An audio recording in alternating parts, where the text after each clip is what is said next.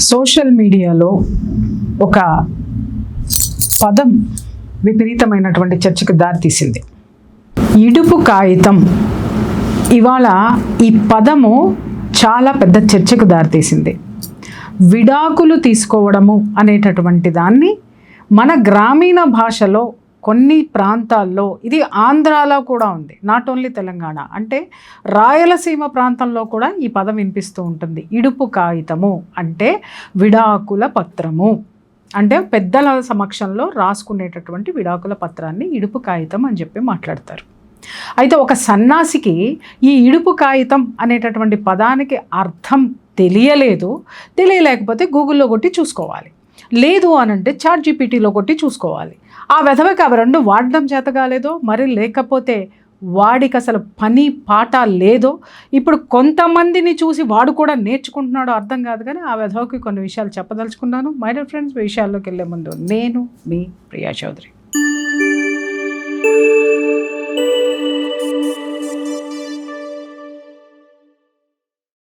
చాలా సందర్భాల్లో మనము గ్రామీణ భాషల్లో మనం వాడుక భాషలో ఉన్నటువంటి కొన్ని పదాలకి మనము వేరే పర్యాయ పదాలు వింటూ ఉంటాం అన్నమాట.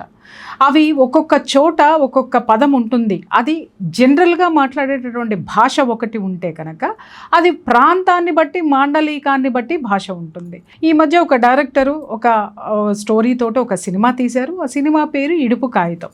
నాకు నిజంగా ఆ టైటిల్ చూడంగానే ఇదేంటి గమ్మత్తుగా ఉంది అని చెప్పేసి నాకు అప్పుడు వెంటనే గుర్తొచ్చింది అనమాట. ఓహో, ఇది డివోర్స్కి సంబంధించింది. ఎప్పుడో నా చిన్నప్పుడు విన్నాను ఆ పేరు, మళ్ళీ ఇప్పుడు వచ్చింది. నాకు ఒక ఆనందం వచ్చింది ఆ పేరు చూసిన తర్వాత. ఎందుకంటే ఇప్పుడున్న జనరేషన్కి ఇలాంటివి తెలియదు, ఈ వాడుక భాష తెలియదు. వాళ్ళకంతా ఉన్న పైత్యమంతా వేరు. వాళ్ళకి తెలుగు రాదు, ఇంగ్లీష్ రాదు, హిందీ రాదు, ఏమీ రాదు. కనీసం భాష ఎలా మాట్లాడాలో కూడా రాదు. వాళ్ళకు వచ్చింది ఏంటంటే అవాకులు చవాకులు మాట్లాడడం మాత్రమే. ఇప్పుడున్న తరంలో చాలా శాతం, 99% ఇట్లానే ఉన్నారు. ఏమన్నా అనుకోండి. ఆ ఇడుపు కాగితం అని పేరు చూడంగానే నాకు నిజంగా ఒక ముచ్చటేసింది అనమాట. అబ్బా, ఎప్పుడో మర్చిపోయినటువంటి పదాన్ని మళ్ళీ గుర్తు చేశాడు డైరెక్టర్ అనుకున్నా. ఈ లోపే సోషల్ మీడియాలో ఒక రచ్చలేసిందబ్బా. వాడెవడో ఒక సన్నాసి పెట్టాడు, ఇడుపు కాగితం అంటే అర్థం ఏమిటి అనగానే మళ్ళీ ఇంకొకళ్ళు ఆంధ్ర భాషలోకి డబ్బింగ్ చేస్తారా అని. బుద్ధి, జ్ఞానం, సిగ్గు, శరం మీకేమైనా ఉందా? మీ అమ్మా బాబు మీకు క్రమశిక్షణ అనేటటువంటిది నేర్పారా? కలిసి ఉండడం అనేటటువంటిది మీ కుటుంబంలో నుంచే లేనట్టుంది. అందుకే ఇక్కడ కూడా ఏ బాధ్యత లేకుండా మిమ్మల్ని పెంచినట్టున్నారు. అదే బాధ్యత రాహిత్యంతో సోషల్ మీడియాలో కూడా ఇలాంటి వ్యవహారాలు మీరు నడుపుతున్నారు. ఏం మాట్లాడుతున్నారు మీరు? ఏ భాషని మాట్లాడతారు మీరు? ఒక్కసారి ఈ మాట్లాడిన వెధవలు ఎవరైతే ఇలాంటివన్నీ భాష డబ్బింగ్ చేస్తారా, ఆంధ్రాలో చేస్తారా, తెలంగాణలో చేస్తారా, ఇంకొక దాంట్లో చేస్తారా అని వాగిన ప్రతి ఒక్కరిని నేను చూస్తున్నాను. ఆంధ్రాలో ఉన్న వాళ్ళకి శ్రీకాకుళం వెళ్ళండి, అక్కడ భాష మీకు ఆ మాండలికము చాలా వరకు అర్థం కాదు. అలాగే పశ్చిమ గోదావరి వెళ్ళండి, అక్కడ వేరే విధంగా ఉంటుంది. కోస్తాంధ్రాలో ఒక విధంగా ఉంటుంది. గుంటూరు, కృష్ణా జిల్లాలు వేరే విధంగా ఉంటాయి. ఒక్కొక్క చోట కొన్ని పదాలు, నానుడి పదాలు అక్కడ ఉన్నటువంటి ఆ ప్రాంతానికి కొన్ని వాడుక భాషలో ఉంటాయి అన్నమాట. అవి ఆ ప్రాంతం వాళ్ళకి అర్థమవుతాయి. అర్థం కానప్పుడు ఇది ఏంటి అనేది అర్థం తెలుసుకోండి. కానీ వెటకారంగా మాట్లాడితే పళ్ళు. భాషని మార్చడానికి మీరెవర్రా నాకు అర్థంగా కడుగుతాను. ఇవాళ ఇక్కడ ఉన్నటువంటి తెలంగాణ వాళ్ళు ఆంధ్ర వాళ్ళని ఇష్టం వచ్చినట్టు మాట్లాడుతుంటే ఇక్కడ ఆంధ్ర వాళ్ళకి బాధ కలగట్లేదా? అలాగే వెధవల్లారా మీరు ఎక్కడ చచ్చారో నాకైతే తెలియదు. కానీ ఇది రేపినాడు ఎవడో నిజంగా ఆంధ్రవాడైతే, నిజంగా ఆంధ్రాలోనే ఉన్నా కూడా ఎత్తుక్కుంటూ వచ్చి మరి తన్ని మరీ వస్తా. ఒక భాషని మాట్లాడుతున్నప్పుడు, ఒక పదాన్ని విమర్శిస్తున్నప్పుడు ఆ ప్రాంతం వాళ్ళకి మనోభావాలు దెబ్బతినవా? అసలు మీకేం తెలుసు? ఇవాళ ఆంధ్ర తెలంగాణ కొట్టు సస్తున్నారు. 58 సంవత్సరాలు కలిసే ఉన్నాం, ఒకటే భాష పంచుకున్నాం, ఒకటే చోట ఉన్నాం, ఒకటే తిండి తిన్నాం. ఇవాళ ఎవడికి వాడు ఇప్పటి నుంచి పుట్టుకొచ్చారు. కొత్తలు పుట్టుకొచ్చినాయి. ఇప్పటికిప్పుడు పుట్టుకొచ్చినాయి. ఒక 20 ఏళ్ల కిందటి నుంచి వచ్చినటువంటి వాటికి అసలు ఆ కుటుంబాల్లో బంధాలు ఎట్లా నిలుపుకోవాలి, అలాగే జనం మధ్య సమాజంలో ఎలా బ్రతకాలి, ఐక్యత అనేటటువంటి దాన్ని చెరిపవతల పారేశారు. రాజకీయ నాయకులు చెరిపారు, కుటుంబాల్లో ఉన్నటువంటి తల్లిదండ్రులు కూడా చెరిపవతలు పారేశారు. గౌరవించుకోవడం తెలియదా? ఒక ప్రాంతం వాళ్ళని ఇంకొక ప్రాంతం వాళ్ళకి ఎందుకు గౌరవించుకోరు? నేను అదే మాట్లాడుతున్నాను. నేను ఇవాళ అరే ఎవరైనా సరే ఇష్టం వచ్చినట్టు తెలంగాణ గురించి మాట్లాడుతున్నాడు. అలాగే తెలంగాణలో ఉన్నటువంటి వాళ్ళ ఆంధ్ర వాళ్ళ గురించి మాట్లాడుతున్నారు. ఆంధ్రాలో ఉన్నటువంటి వాళ్ళు హైదరాబాద్కి వచ్చి ఎంతమంది ఉద్యోగాలు చేసుకొని ఇక్కడ బ్రతకడం లేదు తెలంగాణలో, ఎందుకంత ఎద్దేవా చేస్తున్నారు? అలాగే ఆంధ్రాను విమర్శించే వాళ్ళకు కూడా నేను చెప్తున్నాను, నిన్న మొన్నటి వరకు ఇక్కడే కలిసి బ్రతికి ఉన్నాం, రేపొద్దున వాళ్ళ యొక్క సపోర్ట్ కూడా మనకి చాలా అవసరం ఉంటుంది.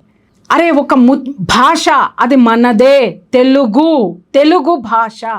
ఇప్పుడు సరిపడక ప్రాంతాల వారీగా రాష్ట్రాల వారీగా విడిపోయామేమో కానీ మానసికంగా విడిపోలేదురా వెధవల్లారా. భౌతికంగా భౌగోళికంగా విడిపోయాం అంతే. భాష అలాగే ఉంటుంది, అది మనదే, మనతో ఉన్నదే. అరే 58 సంవత్సరాలు ఒక అన్నదమ్ములు కలిసి ఉన్నారా, విడిపోయిన తర్వాత వాడు నీ ఇంటి పేరు కాదు అని ఎవడైనా మాట్లాడితే వాడు భౌతికంగానే విడిపోయారు. వాళ్ళు ఆస్తులు కొట్లాటో లేకపోతే మనస్తత్వాలు సరిపడకను, అంత మాత్రం చేత వాడు నీ వాడు కాకుండా పోయాడు, నీ వంశం వాడు కాకుండా పోయాడు. ఎవడికి కూడా నేను చెప్తున్నాను కదండి, భాష అంటే ఎవడికి తెలీదు, భాష మీద అభిమానం లేదు, అసలు వాడికి తెలుగు రాదు, ఏ భాష రాదు. కనీసము అరే నా భాషలో ఎన్ని మాండలికాలు ఉన్నాయి, ఎంత అద్భుతమైనటువంటి పదాలు ఉన్నాయి, ఆ పదాల యొక్క అర్థం ఏంటి, అవి ఎంత గౌరవప్రదంగా ఎలా ఉన్నాయి, ఆ సంస్కృతి ఎలా ఉండేది, ఆ రోజుల్లో పెద్దలు ఎలా ప్రవర్తించేటటువంటి వాళ్ళు. అరే ఇడుపు కాగితం అనేటటువంటి పేరు ఎందుకు వచ్చింది? ఆ రోజు పంచాయతీలు చేసేవాళ్ళు భార్యాభర్తలు విడిపోవాలంటే. ఓకే, నా చరిత్ర అలా తెలుసుకున్నాను నేను. ఇంకొక విషయం కూడా చెప్తున్నాను. ఇటు ఆంధ్ర వైపు అయితే మాత్రం చెల్లు చీటీ అనేవాళ్ళు. నా చిన్నప్పుడు నేను వినేదాన్ని, ఎవరైనా భార్యాభర్తలు విడిపోతే చెల్లు చీటీ తీసేసుకున్నారంట కదా, చెల్లు చీటీలు ఇచ్చేసారంటగా, చెల్లు చీటీ ఇచ్చారంట కదా, ఏంటి చెల్లు చీటీలకి వెళ్తున్నారంట కదా, ఇట్లా మాట్లాడారు. చెల్లు చీటీ, దట్ ఈస్ కాల్డ్ డివోర్స్, విడాకులు, వెధవా నీకే చెప్తున్నా. ఇప్పుడు దీనికి చెప్పురా, ఆంధ్రాలోనే చెల్లు చీటీ అనేటటువంటి పదం ఉంది, దాని మీద నువ్వు ఆంధ్రాలో ఆ చెల్లు చీటీ అనేటటువంటిది ఎవడైనా రేపొద్దున పేరు పెడితే దానికి కూడా నువ్వు మాట్లాడతావు మా గుంటూరులో భాషలో ట్రాన్స్లేట్ చేస్తారా, ఇంకో భాషలో ట్రాన్స్లేట్ చేస్తారా అని. నాలెడ్జ్లెస్. అరే ఎవడి మనోభావాలను ఎవడు దెబ్బతీస్తాడు అసలు నాకు అర్థం కాకడతా. మీకు తెలిస్తే మాట్లాడండి, లేకపోతే అజ్ఞానం అయితే మూసుకొని కూర్చోండి. ఎవరికైనా సరే వాళ్ళ భాష గురించి కానీ, వాళ్ళ వేష భాషలు, వాళ్ళ సంస్కృతి, అది వాళ్ళ హక్కు. నువ్వెవడివి? నీకు ఇష్టం లేకపోతే చూడటం మానేసాయి, నీకు ఇష్టం లేకపోతే పట్టించుకోవడం మానేసాయి. ఇంకొక మాట కూడా చెప్తున్నాను, ఇది ఏదైతే ఉందో, ఇడుపు కాగితం ఏదైతే ఉందో అది రాయలసీమ ప్రాంతంలో కూడా చాలా చోట్ల ఉంది, నేను విన్నా. అటువైపు కూడా ఉంది, తెలంగాణ ప్రాంతము అటు రాయలసీమ వైపు ఏదైతే ఉందో అక్కడ కూడా ఈ ఇడుపు కాగితం అనేటటువంటిది ఉంది. అప్పుడు నువ్వు పుట్టి సావలేదు, నీ చరిత్ర తెలవదు, నీ భాష తెలవదు, నీ మాండలికాలు తెలవదు, నీ ప్రాంతాల వారీగా ఉన్నటువంటి ఆ యొక్క భాష వ్యక్తీకరణ, ఆ పదాల నానుడి పదాలు వ్యవహారిక భాషలో ఎలా ఉంటాయో కూడా నీకు తెలియచావదు. వెధవల్లారా, యూ అన్ఎడ్యుకేటెడ్ ఫెలోస్. తెలియనప్పుడు మూసుకొని కూర్చోండి తప్ప జాతి విభేదాలు మళ్ళీ మళ్ళీ క్రియేట్ చేస్తే మాత్రం డెఫినెట్గా కొట్టాలి. ఎవరైనా సరే కలిసి ఉండడానికి ఎవడైనా ప్రయత్నించండి. ఎవడాస్తే ఎవడ దోసుకుపోడు, ఎవడాస్తే ఎవడికి ఇవ్వను కూడా ఇవ్వడు, అవి రావు. కలిసి ఉన్నంత మాత్రాన సచ్చేదేమీ లేదు. అంతేగాని ఒకళ్ళ అస్తిత్వాన్ని ఒకళ్ళు కించపరుచుకుంటూ అది నా జాతికి నేను ఇస్తున్న గౌరవం అనుకుంటే మీకంటే అజ్ఞానులు ఎవరు ఉండరు. భాష తెలియనప్పుడు భాషని నేర్చుకోండి. ఇవాళ రేపట్లో ప్రతిదీ గూగుల్ కొట్టి సస్తున్నారు కదా. ChatGPTని అడిగితే చెప్తుంది, గూగుల్ని అడిగితే చెప్తుంది కదా. ఇడుపు కాగితం అంటే ఏంటి, అది ఏ ప్రాంతంలో ఉన్నటువంటి నానుడి పదం, ఇది ఎక్కడుంది అని తెలుసుకుంటే ఎంత అద్భుతంగా ఉంటుంది. అరే మన భాష మర్చిపోకుండా మళ్ళీ వీళ్ళు తెర మీదకి తీసుకొస్తున్నారని ఆనందపడండి. వాళ్ళకు వంతపాడే వాళ్ళకు కూడా నేను చెప్తున్నాను, బుద్ధి జ్ఞానం ఉండాలి. మీ పేరెంట్స్ ఎలా పెంచుతున్నారో మిమ్మల్ని ఇక్కడ చూస్తేనే అర్థమవుతుందిరా.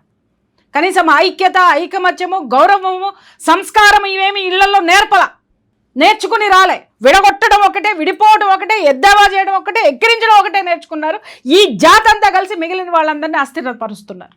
ఇకనైనా సరే బుద్ధి తెచ్చుకోండి. ఇలాంటి వెధవలు ఏదో పెడితే వాడిని ఎంకరేజ్ చేయడం కోసము చేయకండి. అవసరమైతే వాడి మీద ఒక కేసు పట్టి పడేయండి, లేకపోతే వాడు ఎక్కడున్నాడో ఎత్తుకుంటూ వెళ్దాం పదండి. 2 తన్ని వస్తే సమాజం కాస్త ప్రశాంతంగా ఉంటుంది. మై డియర్ ఫ్రెండ్స్, సోషల్ మీడియాలో మనం కొట్టుకుని ఏం చేయాలా? ఆ వెధవ ఎవడబెట్టాడు వాడిని పట్టుకొని తీసుకొచ్చి 4 తన్నండి, ఇంకొకటి మాట్లాడడానికి భయపడతాడు. కనీసం వాడి వ్యవహారం తెలుసుకోవడానికైనా జాగ్రత్తగా తెలుసుకునే ప్రయత్నం చేస్తాడు. దయచేసి అందరికీ చెప్తున్నాను, ఇప్పుడున్న యువతకి చెప్తున్నాను, ఎంత రెచ్చగొడితే అన్ని లైకులు వస్తాయి, ఎంత రెచ్చగొడితే ఎద్దావా చేస్తే హీరోలం అవుతామని అనుకుంటున్నారేమో. మిమ్మల్ని ప్రతి ఒక్కళ్ళు అబ్జర్వ్ చేస్తున్నారు. అన్నిటికీ మించి చట్టం అనేటటువంటిది ఒకటి ఉన్నది.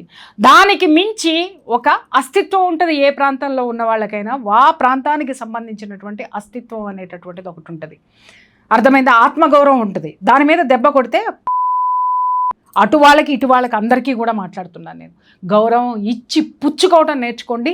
ముఖ్యంగా ఈ తరానికి ఏది పడితే అది సోషల్ మీడియాలో పెట్టి ఎవడు పడితే వాడిని మనసులు విరగ్గొట్టి హీరోలాగా ప్రవర్తించదలుచుకుంటే జీరోలాగా మారుతారు, లోపలికెళ్ళి ఊచలు లెక్క పెడతారు, భవిష్యత్తు నాశనం అవుతుంది. అది ఒక్కటే గుర్తు చేయదలుచుకున్నాను. భారత్ మాతకి జై.